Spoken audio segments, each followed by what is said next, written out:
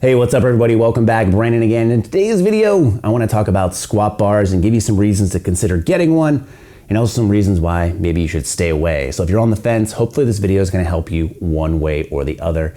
And it's really an interesting story with me and squat bars because if you asked me several years ago, hey Brandon, should I get a squat bar? My answer right away would have been no.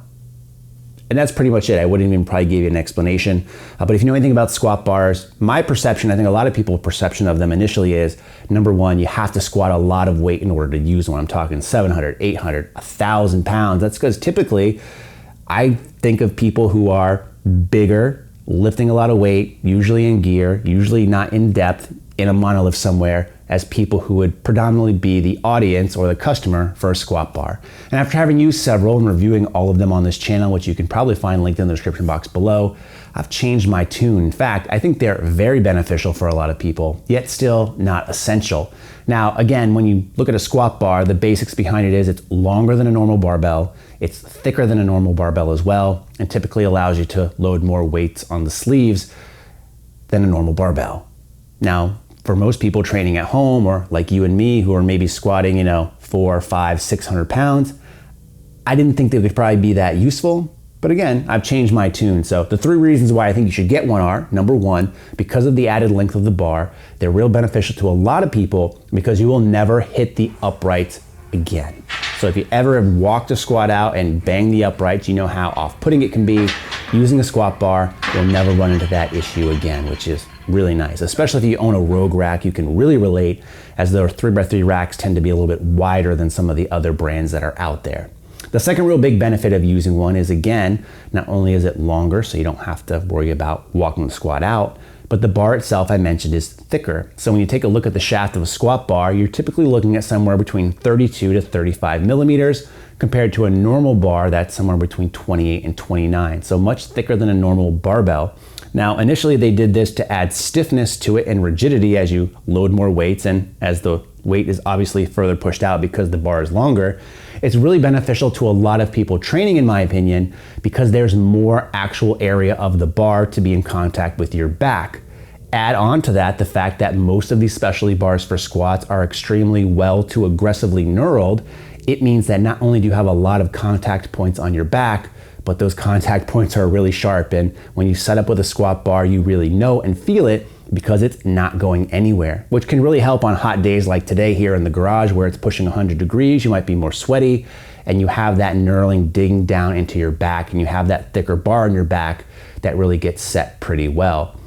With a lot of these bars, what you'll notice on this one in particular, this is the Rogue stainless steel squat bar, is that it is fully knurled across the entire shaft, which is nice, meaning no matter where the bar touches on your back, you're going to have knurling there, which again leads to how secure it can feel on your back.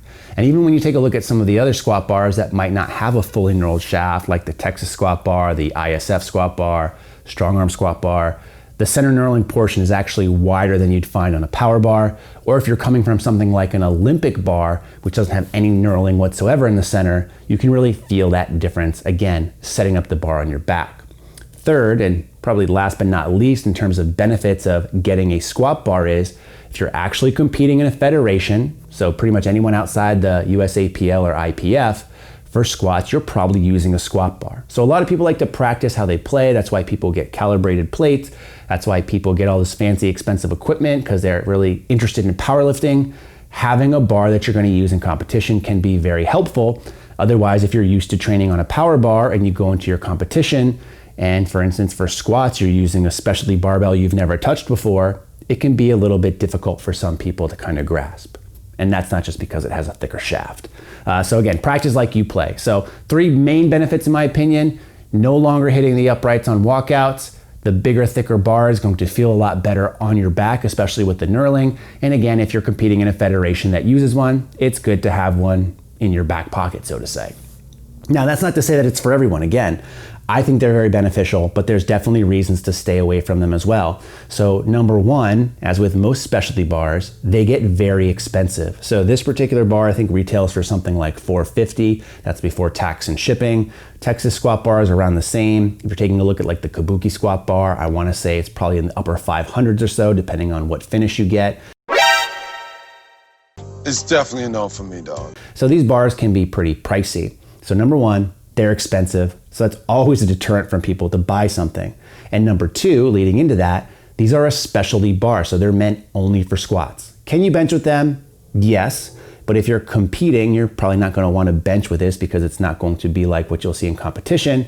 And can you deadlift with them? Yes, you can, but it's actually going to be harder to grip even though it has good knurling. It's a thicker bar, which means it's going to tax your grip a little bit more. And because the knurling is more prominent in terms of a fully knurled shaft or a wider center knurling piece, and it's aggressive on top of that, depending on how you pull for deadlifts, if you choose to use that for this, it's really going to eat up your shins or your socks or whatever the case may be. So the specialty bar is tough, and it's tough to recommend this as a specialty bar over something like, let's say, a deadlift bar, which you can actually see more weight on your lift versus, yes, this feels good, as I've already mentioned in my 3 main points, and has some pros to it, but none of those 3 points that are a pro are actually going to allow you to squat more weight, in my opinion, whereas a deadlift specialty bar will allow you to pull more for most people the very first time you use it.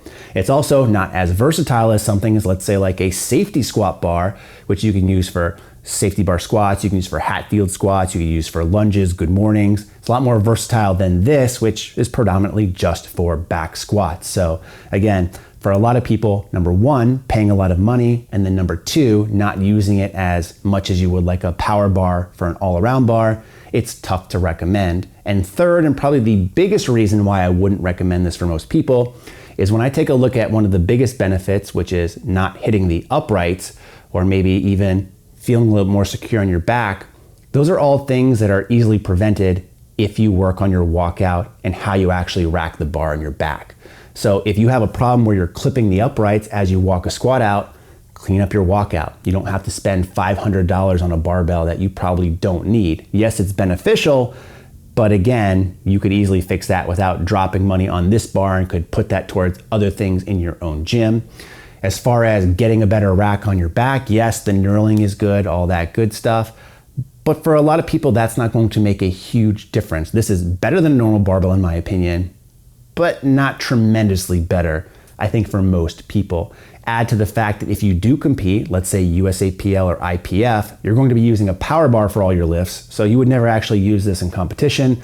Again, kind of diminishing some of the value add that I've mentioned as one of the reasons to consider it. So at the end of the day, there's pros, there are cons. Like I said, I think they're extremely beneficial. If you're looking for your very first specialty barbell, I don't think a squat bar should be it, unless the exception is you compete in a federation that uses one, or you really just can't clean up your walkout enough, or you can't avoid hitting the uprights. I think there are other bars you can probably buy first. But again, if you have the money, you have the room in your gym, you're looking for something like this, I do think it's a good idea for a lot of people, and you'd be surprised about how much you'd like it, even if you're squatting something like 200 or 300 pounds. If you have other comments or questions regarding a squat bar or anything else, as always, leave them in the comment section below, and we'll talk to you next time. Thanks, and stay big.